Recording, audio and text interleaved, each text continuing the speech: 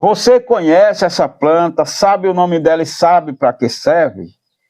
Eu irei dizer agora, mas antes curta, comente e compartilhe esse trabalho e assiste ele todinho para você ter essas informações, certo? E o chá, como é que faz para o uso na medicina popular? Vai pegar algumas folhinhas dessas, esquentar, quando estiver bem quietinho e deixa mornar, depois toma e tudo certo. E para que serve realmente o chá dessa planta chamada arruda? Ela serve para aliviar dores, ela serve também para aliviar cólicas e inflamações. Ela é verme e fungo também, ela serve também para cuidar das vermes, certo? Ela também é inseticida e estimula a circulação. Você sabia dessas informações?